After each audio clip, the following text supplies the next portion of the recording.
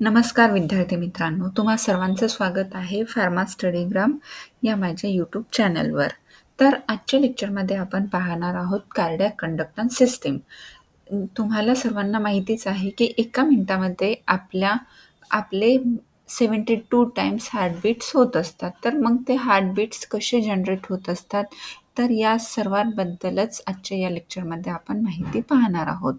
तर cardiac conductance system ही responsible असते heartbeat generate करण्यासाठी. तर हार्टबीट जनरेट कसे होत असतात, तर याच्यासाठी मेन 5 की कंपोनंट रिस्पॉन्सिबल असतात.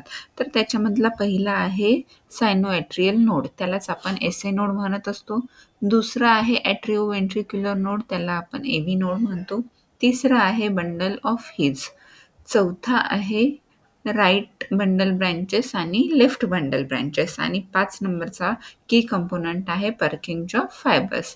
तर ह्या 5 की कंपोनंटने मिळून आपली कार्डियाक कंडक्टन्स सिस्टीम ही जनरेट होत असते आणि एका मिनिटामध्ये 72 ठोके आपले पडत असतात. तर मग सगळ्यात पहिले सुरुवात ही होत असते एसए नोडपासनं. तर एसए नोडलाच आपण नॅचरल पेसमेकर सुद्धा म्हणत असतो. तर एसए नोडचं काम काय आहे, तर एसए नोड हा इलेक्ट्रिकल इम्पल्स जनरेट करत असतो आणि ते इलेक्ट्रिकल इम्पल्स तो एव्ही नोडकडे पाठवत असतो. आणि तिसरं काम असते त्याचं की ॲट्रियाला कॉन्ट्रॅक्शन करण्याचं काम हे एव्ही नोडचं असते. नंतर दुसरा की कंपोनंट आहे आपला एव्ही नोड.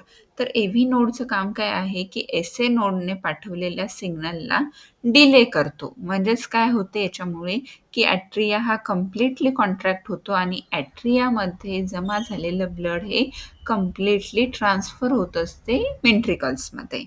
देन एव्ही नोड नंतर तिसरा कंपोनंट आहे bundle of His. Bundle of हिजचं काम आहे की एव्ही नोडकडनं इलेक्ट्रिकल इम्पल्स घेऊन ते इंटरव्हेंट्रिक्युलर सेप्टमकडे पाठवणं. तर इंटरव्हेंट्रिक्युलर सेप्टम म्हणजेच काय की 2 वेंट्रिकलच्या मध्ये जी स्पेस असते तर त्याला आपण इंटरव्हेंट्रिक्युलर सेप्टम म्हणत असतो. तर बंडल ऑफ हिज हे या इंटरव्हेंट्रिक्युलर सेप्टम्सच्या मध्ये लोकेटेड असते.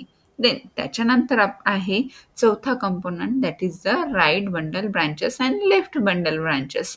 तर राईट अँड लेफ्ट बंडल ब्रँचेसचं काम असते की बंडल ऑफ हिजकडनं भेटलेले इलेक्ट्रिकल इम्पल्स हे वेंट्रिकलमध्ये ट्रान्सफर करणं.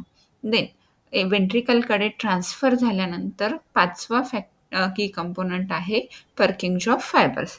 तर पर्किंग ऑफ फायबर्सचं काम असते की जे इलेक्ट्रिकल इम्पल्स जनरेट झालेले आहेत तर ते इलेक्ट्रिकल इम्पल्स हे वेंट्रिकलमध्ये ट्रान्सफर केलं जात असतं आणि त्या वेंट्रिकल्सचं कम्प्लीट कॉन्ट्रॅक्शन झाल्यामुळे वेंट्रिकलमधलं ब्लड हे ट्रान्सफर होत असते ॲरोटाकडे आणि तिथे ॲट्रियाचं आणि वेंट्रिकलचं कॉन्ट्रॅक्शन झाल्यामुळे आपल्याला हार्टबीट हे पडत असते.